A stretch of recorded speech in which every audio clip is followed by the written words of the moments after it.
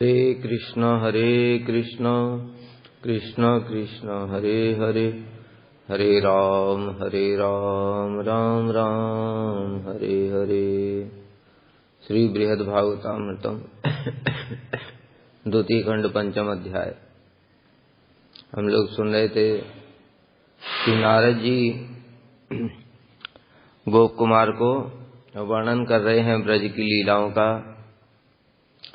उसमें हम लोगों ने सुनी थी कालिया दमन लीला। उसके पश्चात में अग्निपान 2 बार किया भगवान ने। एक बार कालिया दमन के पश्चात में वहीं पर सब ब्रजवासी सो गए थे, वहां पर आग लग गई। और दूसरी बार भांडीर वन में जब पलम्बासुर का वध हुआ था, उसी दिन की बात है ये। उसके पश्चात में वर्णन कर रहे हैं वेणु गीत का। शरद ऋतु जब आई तो गोपियों के हृदय में काम जागृत हो गया और उनके अंदर में कृष्ण से मिलन की तीव्र उत्कंठा हुई। कुछ गोपियों ने कृष्ण की प्राप्ति के लिए कात्यायनी व्रत किया था। कात्यायनी महामाये महायोगिनी अधीश्वरी नंद गोप सुतम देवी पति में कुरुते नमः।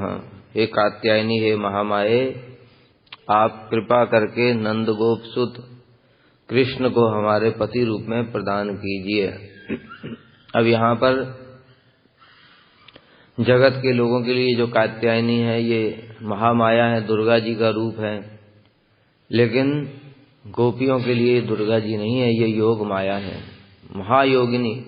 क्योंकि महामाया कभी भी कृष्ण को पति रूप में प्रदान नहीं कर सकती हैं। योग माया ही कृष्ण के साथ में मिलन कराती हैं। और आगे भी वर्णन आएगा रासलीला के समय भी कि जो गोपियां अभी पूर्ण रूप से जिनका प्रेम परिपक्व नहीं हुआ था, कुछ कसाय बाकी थे, उनको किस प्रकार से योग माया ने शुद्ध किया और शुद्ध करके फिर उनको कृष्ण के साथ में मिलन कराया। तो ये सब चीजें हैं। उसी में आगे श्री नारद जी बता रहे हैं क्वाहो स कन्याम्बर मोषणोत्सव सा नीप मूर्धनि अधिरोहणत्वरा नर्माणि तान अंजलि वंदनार्थनम तत्स्वांस नीतांशुक दादृता चसा। अहो काहो स कन्याम्बरम, कन्या अंबर, ब्रज कन्याओं के वस्त्र, मोषणोत्सव, मोषण उत्सव, चोरी उत्सव, वस्त्र हरण, ये भी उत्सव है भगवान के लिए। उत्सव क्यों है ये भी भगवान की लीला है। वास्तव में तो वो सब उनकी शक्तियां हैं, इसलिए उनको उत्सव कह रहे हैं। जैसे रास उत्सव, उल्लास और आनंद। वस्त्र हरण जब कृष्ण ने किए तो गोपियों को कोई दुख कष्ट नहीं हुआ, मेरा कपड़ा चुरा लिया। उल्टा वो तो उनके लिए ही कर रही थी व्रत। कात्यायनी से प्रार्थना क्यों कर रही थी? कृष्ण की प्राप्ति के लिए। तो कृष्ण स्वयं ही आ गए। मैं कह लो तुम्हारी इच्छा पूरी कर देता हूं। इसलिए उत्सव कहा गया है इसको। और सा नीप मूर्धनि अधिरोहण त्वरा, और कपड़े लेकर के सीधे कदम्ब के पेड़ पर चढ़ गए। जब गोपियां बाहर निकली, देखा वस्त्र नहीं है और ऊपर कृष्ण वस्त्र लेकर के बैठे हुए हैं, तो उनसे प्रार्थना करने लगी। यद्यपि हृदय से तो उनकी अभिलाषा पूर्ण हो रही थी, लेकिन लोक लज्जावश ये सब लीला चल रही है। तब कृष्ण ने उनके साथ में हास प्रयास किया और अंत में फिर उनको वस्त्र प्रदान कर दिए। कह रहे मैं सत्य कह रहा हूं, प्रयास नहीं कर रहा, कि तुम सब व्रत अनुष्ठान से अत्यंत क्षीण हो गई हो। उस प्रकार कृष्ण ने उन कन्याओं को हाथ जोड़ करके, ठीक है अगर तुम अपने वस्त्र चाहती तो हाथ जोड़ करके बाहर आ जाओ। दोनों हाथ जोड़ करके मस्तक पर ऐसे करके रखो तथा मस्तक को झुकाते हुए ऐसे प्रणाम करो, तदनंतर अपने अपने वस्त्र ग्रहण करो। इस प्रकार से कृष्ण उनके साथ हास प्रयास किया था और उनके मनोभीष्ट को पूर्ण किया इस लीला के माध्यम से। इसलिए वस्त्र हरण उत्सव कह रहे हैं। श्री कृष्ण ने दयापूर्वक गोप कन्याओं को अपने कंधे पर रखे हुए वस्त्रों को अर्पण किया। मैं कब इन सब लीलाओं का दर्शन करूंगा, अनुभव करूंगा। फिर उसके पश्चात में ताम यज विप्रोदन याचनांच तत्पत्नी गणाकर्षणम अपे मुस्य तान भूषणावस्थिति वाक् प्रसादानीड़े तदन अदन पाटवंच। उसके पश्चात में द्विज पत्नियों के ऊपर में कृपा करी। नाग पत्नियां उनकी भक्त थी, जय द्विज पत्नी जय नाग कन्या कण। दूसरा द्विज पत्नियां भी उनकी भक्त। भगवान द्वारा सखाओं से याज्ञिक ब्राह्मणों के पास जाकर के अन्न की भिक्षा करवाना। सखा लोग गए थे। ये जो याज्ञिक पत्नियां थीं, याज्ञिक ब्राह्मण थे, उनकी पत्नियां थीं, ये कृष्ण की लीलाओं को श्रवण किया करती। लीलाओं को श्रवण करते करते कृष्ण के प्रति उनके हृदय में बड़ा प्रेम उत्पन्न हो गया। अब कृष्ण के दर्शन करना चाहती हैं। मथुरा में रहती हैं, लेकिन क्या करें, कर नहीं सकती। अब बता, वृंदावन मथुरा में डिस्टेंस ही कितना है, चलते चलते अपने आप ही मथुरा की बाउंड्री आ जाती है। तो एक दिन कृष्ण सखाओं के साथ में इन पर कृपा करने के लिए उसी साइड चले गए। सखा लोग कहने लगे, भैया बड़ी भूख लग रही है। हे कृष्ण, हे राम, तुमने बड़े बड़े असुरों का वध किया है, ये हमारा क्षुधासुर, इसका भी कुछ इलाज कर दो, तुम तो महाशक्तिशाली हो। कृष्ण का ठीक है, बिल्कुल इलाज करेंगे इसका। देखो, यहां से कुछ ही दूरी पर ब्राह्मण लोग यज्ञ कर रहे हैं। उन ब्राह्मणों से जाकर के प्रार्थना करो कि कृष्ण बलराम आए हुए हैं और उनके लिए कुछ थोड़ा अन्न भात इत्यादि दे दो भाई। सखा लोग चले गए और वहां जाकर के ब्राह्मणों को प्रार्थना किया, प्रणाम किया। उन्होंने, छोटे बच्चे हैं लेकिन मर्यादा जानते हैं, ब्राह्मणों को प्रणाम किया। यद्यपि जो सखा हैं वो सबके पढ़म में हैं, वो कृष्ण के ही प्रकाश हैं सब, इसलिए सारा जगत उनकी वंदना करेगा। लेकिन यहाँ पर नरवत लीला हो रही है, इसलिए उन्होंने ब्राह्मणों को प्रणाम किया और कहने लगे, देखो ब्राह्मणों, यहाँ से कुछ ही दूरी पर स्वयं कृष्ण और बलराम आए हुए हैं और वो भूखे हैं और उनके लिए आप कुछ प्रदान कर दो। तो ब्राह्मणों ने कुछ भी जवाब ही नहीं दिया, न हाँ न ना न कुछ नहीं। तो सखा लोग वापस आ गए और आकर के कृष्ण और बलराम को कहने लगे, भैया वो ब्राह्मणों ने तो कुछ भी बोला ही नहीं, कुछ उत्तर भी नहीं दिया, कुछ खाने का सामान भी नहीं दिया। बड़े दुखी हो गए। तो कृष्ण कहने लगे, अरे सखाओ, दुखी क्यों होते हो? देखो, सब समय सफलता हाथ नहीं लगती है, कभी कभी असफलता भी लगती है। इसलिए एक बार असफल हो गए तो क्या हो गया, मनुष्य को सफलता और असफलता में समान रहना चाहिए। और उसके पश्चात में कहा, इस बार तुम उनकी पत्नियों के पास जाना, उन ब्राह्मणों के पास मत जाना, और उनसे जाकर के कहना राम और कृष्ण आए हुए हैं और उनके लिए कुछ भोजन दे दो। तो सखाओं ने कहा, ठीक है भैया। सखा लोग गए, जाकर के सीधे इस बार ब्राह्मण पत्नियों के पास में गए, उनको भी प्रणाम किया। कहने लगे कि यहाँ पर पास में ही राम और कृष्ण आए हुए हैं आप कृपा करके कुछ भोजन दे दो, वो लोग भूखे हैं।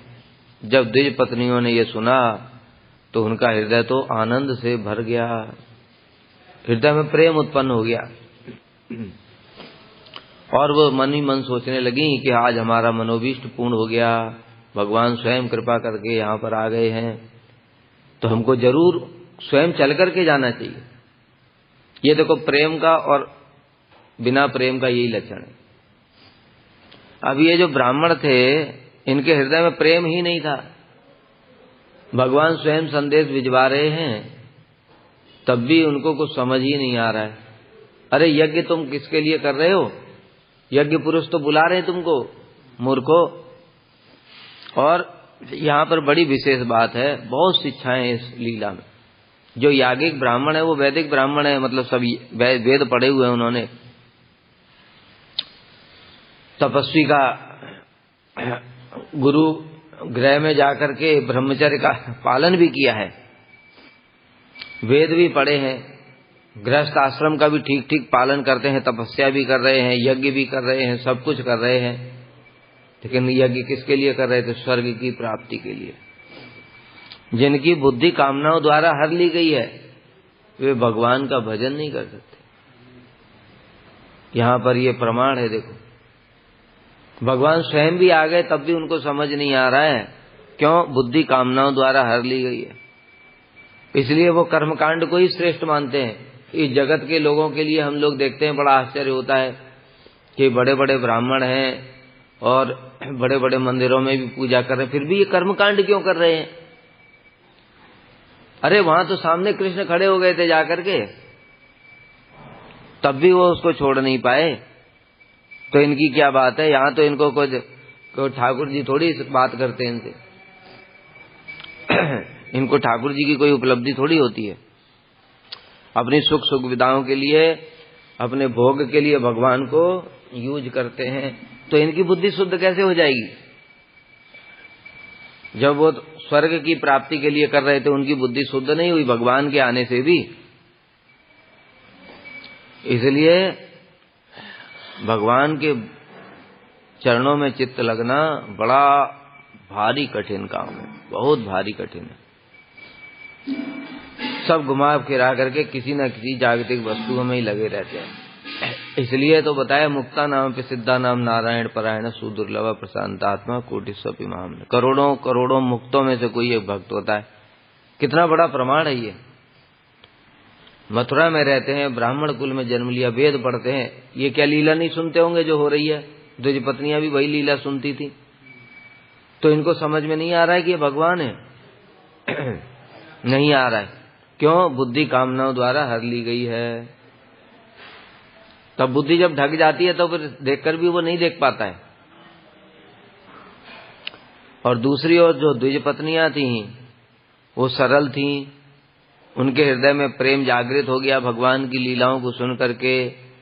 और जैसे नदी समुद्र की ओर चल पड़ती है उसी प्रकार से उन्होंने कहा स्वयं भगवान ही आ गए हमारे मनोकामना पूर्ण करने। चर्व चुष्य लेह पे, चारों प्रकार के भोज्य पदार्थ ले लिए। भगवान की सेवा कैसे होनी चाहिए, और स्वयं लेकर के चलने लगी। और उनके पति हैं जो ब्राह्मण लोग थे, यज्ञ कर रहे थे, वो उनको रोक रहे हैं, वो रुकी नहीं। पुत्र इत्यादि हैं घर में और दूसरे लोग हैं, वो सब भी रोकने की चेष्टा करते रहे, किंतु यज्ञ पत्नियां नहीं रुकी। इस प्रकार से जब वो पहुंची वहां पर भगवान के पास में, तब भगवान ने उनका अभिवादन किया। भगवान ने उनका अभिवादन किया स्वागत करके। स्वागतम भो महाभाग आस्यताम करवाम किम। महाभाग्यवती देवियों, तुम्हारा स्वागत है, आओ बैठो, कहो हम तुम्हारा कैसे स्वागत करें। तुम लोग हमारे दर्शन की इच्छा से यहाँ आई हो। तुम्हारे जैसे प्रेम पूर्ण हृदय वाले व्यक्तियों के लिए यही योग्य है। और भगवान तत्व भी बता रहे वहां पर। इसमें संदेह नहीं है कि संसार में अपना वास्तविक हित चाहने वाले जितने बुद्धिमान पुरुष हैं वो सब मुझसे ही प्रेम करते हैं, जो अपना हित चाहते हैं, और ऐसा प्रेम करते हैं जिसमें किसी प्रकार की कामना नहीं रहती, जिसमें किसी प्रकार का व्यवधान नहीं रहता। इस प्रकार से तुम लोगों का यहाँ आना उचित ही है, इसलिए मैं तुम्हारा अभिनंदन करता हूँ। अब तुमने मेरा दर्शन कर लिया, अब तुम यज्ञशाला में लौट जाओ। तब ब्राह्मण पत्नियां कहने लगी, प्रभु ये तो आपकी बड़ी निष्ठुरता है, आपको ऐसी बात नहीं कहनी चाहिए। श्रुतियां कहती हैं जो एक बार भगवान को प्राप्त कर लेता है उसे फिर संसार में लौटना नहीं पड़ता। कितना बढ़िया तत्व बताया। देखो बात भी ठीक ही है। शास्त्र कहते हैं भगवान को प्राप्त करने के बाद में लौटना नहीं पड़ता है, और हम तो आपके चरणों में ही आ गई साक्षात, आप हमसे लौटने को कह रहे हैं। इसलिए आप अपनी यह वेदवाणी सत्य कीजिए, क्योंकि हम अपने समस्त सगे संबंधियों की आज्ञा का उल्लंघन करके आपके चरणों में आई हैं, इसलिए आप हमको स्वीकार करें। अब हमारे पिता, पुत्र, भाई, बंधु, पति, स्वजन ये सब हमें स्वीकार नहीं करेंगे, क्योंकि उनकी अवहेलना करके आई हैं। तो जब यही स्वीकार नहीं करेंगे तो फिर बाकी समाज के लोगों की भी बात क्या करें। हम आपके चरणों में आ गई हैं, हमारा अब दूसरा कोई सहारा नहीं है, इसलिए आप ऐसी व्यवस्था कीजिए कि हमें किसी दूसरे की शरण में ना जाना पड़े। प्रेमी भक्त है ना, इसलिए उनके भी बड़ा दिमाग है। प्रेम से, भक्ति से स्वतः ही ऐसी बात हृदय में उत्पन्न हो जाती है, भगवान को भी निरुत्तर कर देते। तब भगवान कहने लगे, देवियों तुम्हारे पति, पुत्र, माता पिता, भाई बंधु कोई भी तुम्हारा तिरस्कार नहीं करेंगे, और इनकी तो बात ही छोड़ो, सारा संसार भी तुम्हारा सम्मान करेगा, ऐसी मेरी आज्ञा है। अब भगवान की आज्ञा हो गई तो मतलब सारे जगत के लोगों के हृदय में उन द्विज पत्नियों के प्रति अपने आप सम्मान उत्पन्न हो जाएगा, क्योंकि वो सबके हृदय में परमात्मा स्वरूप में बैठे हुए, सबका चित्त परिवर्तन करेंगे। इसलिए तुम क्योंकि मेरे शरणागत हो गई हो, इसलिए देखो ये देवता भी मेरी बात का अनुमोदन कर रहे हैं। हाँ हाँ ठीक है, भगवान ने बोला है ऐसा। और एक बात बड़ी विशेष कह रहे हैं जो हम लोगों के लिए बहुत बड़ी शिक्षा है। देवियों इस संसार में मेरा अंग संग ही मनुष्यों में मेरी प्रीति या अनुराग का कारण नहीं है। मतलब मेरे पास में ही रहे और मेरे साथ में रहे वही मेरी प्रीति या अनुराग नहीं, दूर रहकर भी प्रीति और अनुराग हो सकता है। ये हम लोग भक्ति जगत में ये उसको अप्लाई करना चाहिए। अधिकतर लोग हमने देखा, अधिकतर वो यही चाहते हैं कि हम गुरुजी के साथ में रहें, गुरुजी का बैग उठाएं, गुरुजी के कपड़े धोएं, गुरुजी का रसोई बनाएं, मालिश तेल मालिश कर दें और गुरुजी की सेवा हो गई। ये जरूरी नहीं है।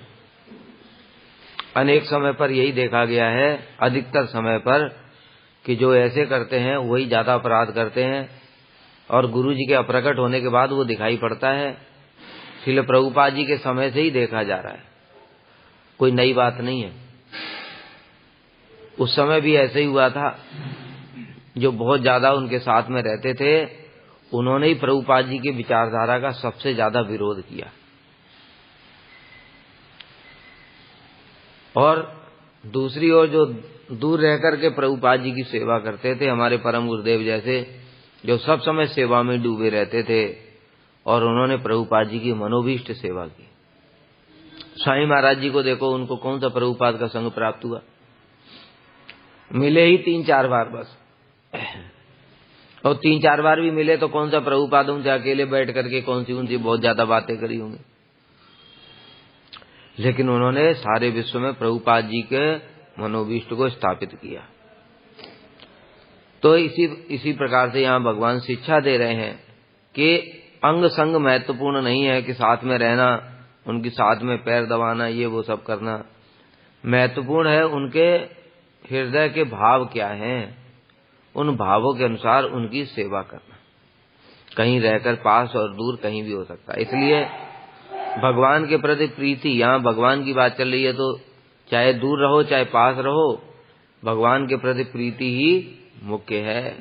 सब समय भगवान में चित्त आविष्ट रहना चाहिए, यही भगवान शिक्षा दे रहे हैं। और तुम्हें बहुत शीघ्र ही मेरी प्राप्ति हो जाएगी। मतलब भगवान ने आज्ञा दिया है, तो यहाँ पर तो वर्णन नहीं भागवत में अभी उसके बाद की बातें, लेकिन निश्चित रूप से प्राप्ति हुई होगी।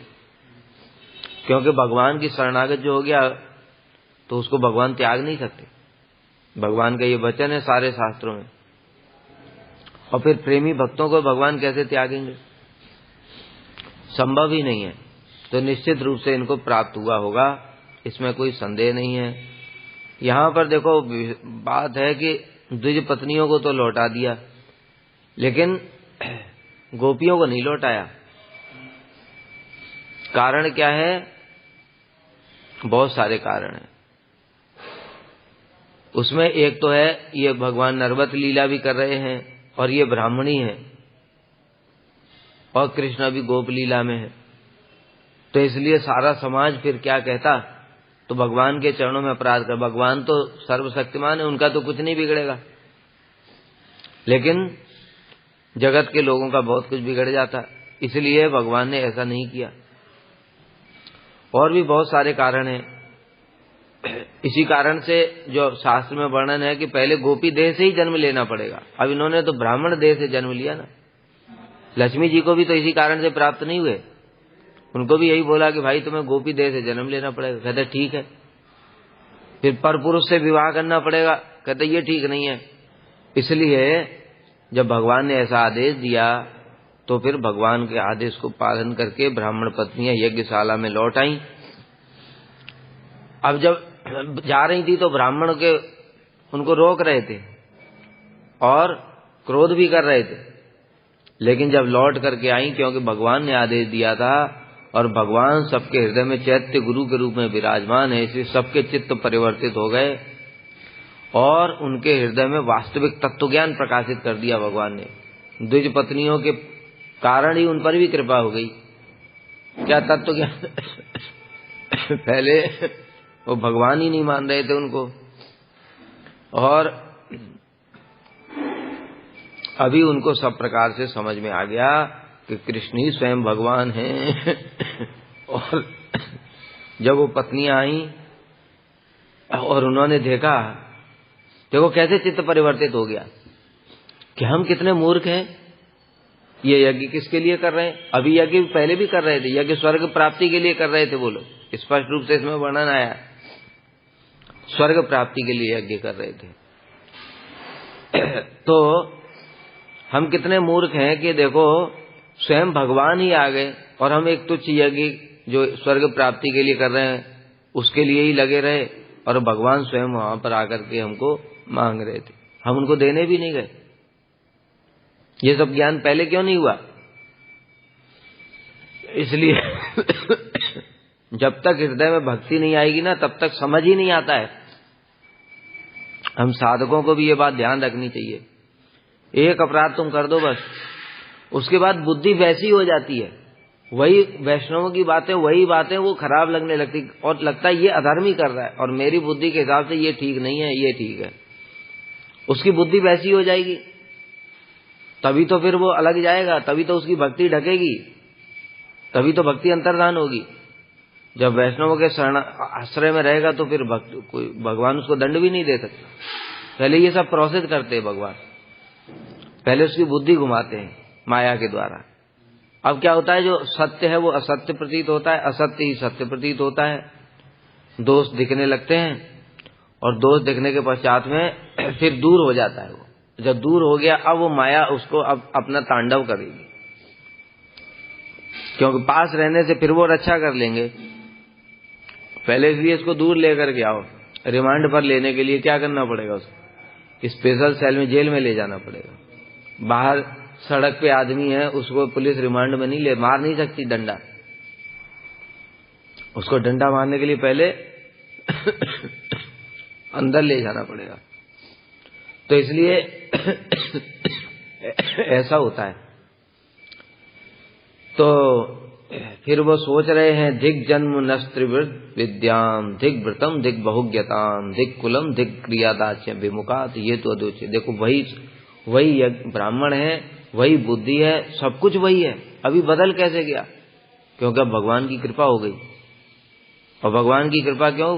भक्तों के साथ संबंध के कारण भगवान की कृपा हो गई। अब क्या कह रहे हैं? हाय भगवान कृष्ण से हम विमुख हैं, धिक जन्म, हमारा उच्च ब्राह्मण कुल में जन्म पर धिक्कार है। हमने गायत्री ग्रहण किया, गायत्री ग्रहण करने के बाद में द्विजाति हो जाता है। जन्मना जायते शूद्र संस्कार द्विजम उच्यते। संस्कार होते हैं, गायत्री इत्यादि मंत्र मिलता है तो वो द्विज हो जाता है, वेदों में उसका अधिकार हो जाता है। तो हमने गायत्री ग्रहण किया और हम द्विजाति हुए, और फिर वेद अध्ययन भी किया। वेदाभ्यास भवेत विप्र, हम विप्र भी हैं, और हमने बड़े बड़े यज्ञ किए हैं। किंतु वो सब किस काम का है? विमुखा ये तो अदोच्छजे, क्योंकि भगवान से तो विमुख ही है। कितनी बड़ी मूर्खता की बात है। अरे वेद पढ़ता है किस लिए? भगवान की प्राप्ति के लिए। वेद भगवान की प्राप्ति का मार्ग बताते हैं। वेद का मतलब क्या होता है? वेद का शब्द का क्या अर्थ है? जानना। किसको जानना? भगवान को जानना। तो भगवान को जनाने के लिए तो वेद है। यज्ञ क्या है? हमें सर्व यज्ञानाम भोक्ता च प्रभुरेव च। यज्ञ मतलब भगवान ही है, भगवान का ही एक नाम यज्ञ है। यज्ञ पुरुष बोलते हैं उनको। ये यज्ञ किसके लिए है? भगवान के लिए। कहते हैं हमसे बड़ा मूर्ख कौन होगा? हमने वेद पढ़े लेकिन भगवान से विमुख हैं। वेद पढ़ते हैं भगवान के लिए ही और उनसे ही विमुख हैं। हमने बड़े बड़े यज्ञ किए, यज्ञ भगवान के लिए ही होते हैं और हम भगवान से ही विमुख हैं।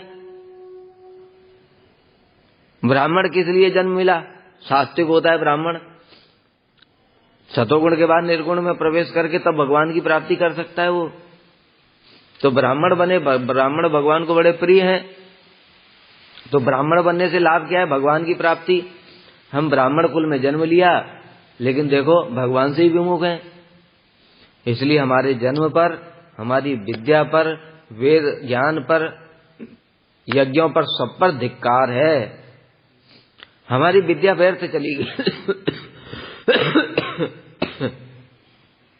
हमारी विद्या व्यर्थ चली गई, हमारे व्रत भी बेकार गए। क्यों? क्योंकि हम कर्मकांड में निपुण थे।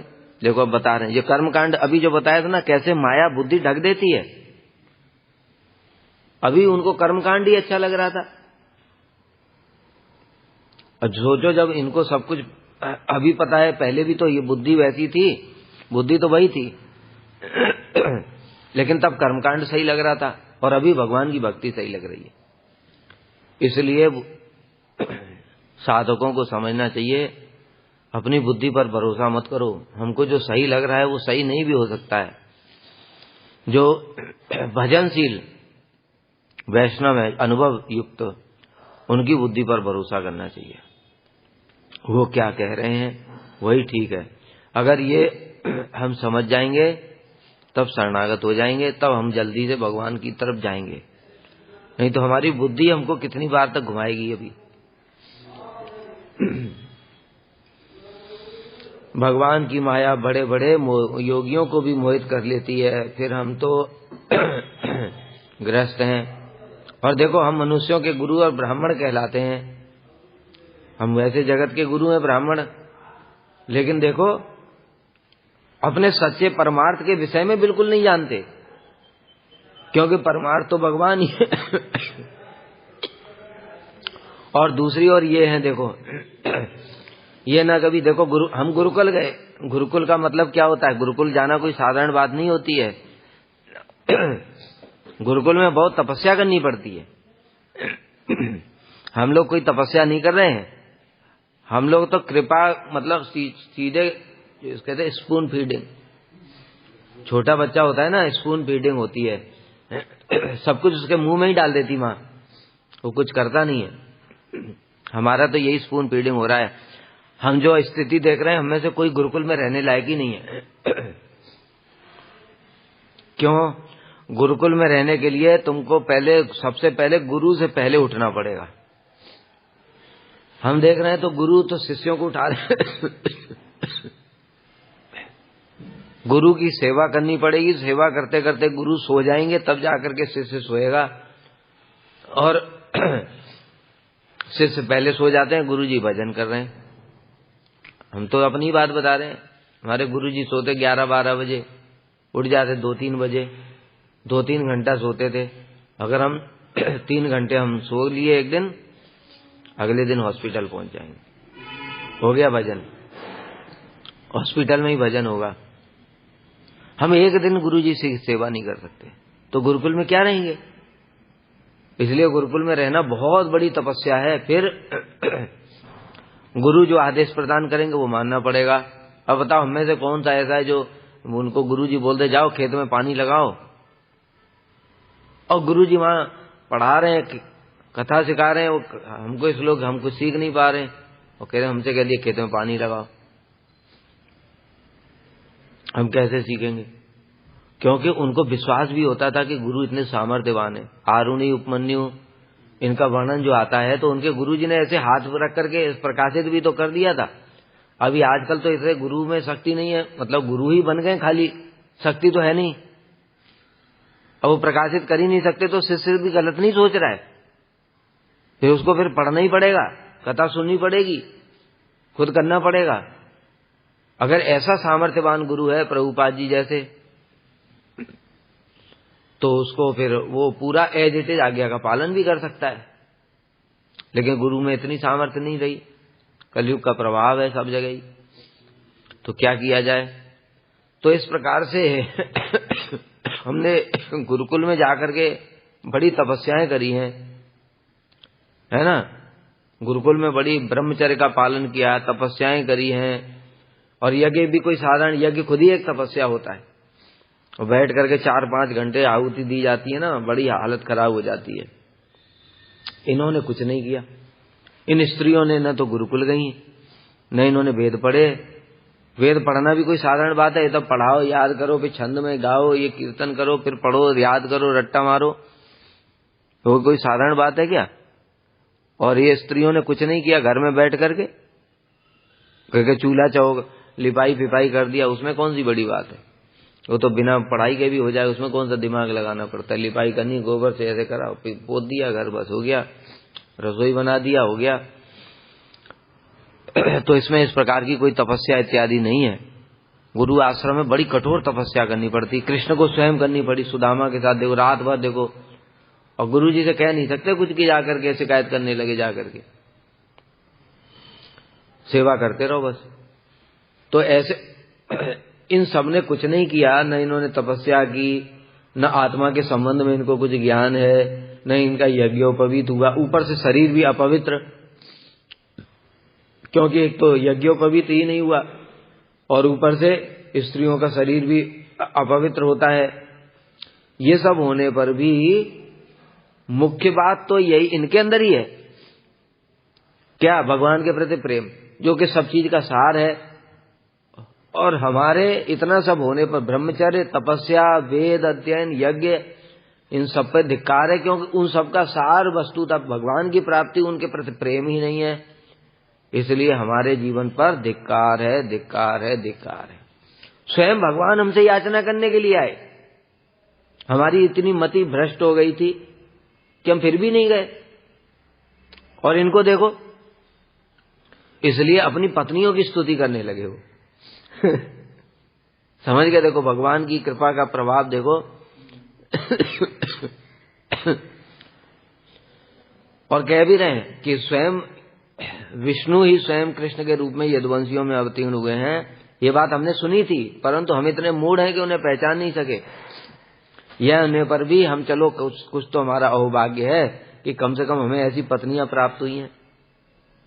हमारा सौभाग्य है। उनकी भक्ति से हमारी बुद्धि भी भगवान के चरणों में लग गई है। और इसलिए हे प्रभु, आपकी माया से हमारी बुद्धि मोहित हो रही है। हम कर्मों के पचड़ों में फंस गए हैं, हम आपको नमस्कार करते हैं, हमको क्षमा कीजिए। इस प्रकार से अपनी पत्नियों का आदर करने लगे, उनकी स्तुति करने लगे और भगवान से प्रार्थना करने लगे अपने अपराधों की क्षमा के लिए। तो इस प्रकार की कितनी बड़ी अद्भुत मधुर लीला थी ये, जो द्विज पत्नियों के ऊपर भगवान ने कृपा की। वांछा कल्पतरुभ्यश्च कृपा सिन्धुभ्यैव च पतितानां पावनेभ्यो वैष्णवेभ्यो नमो नमः।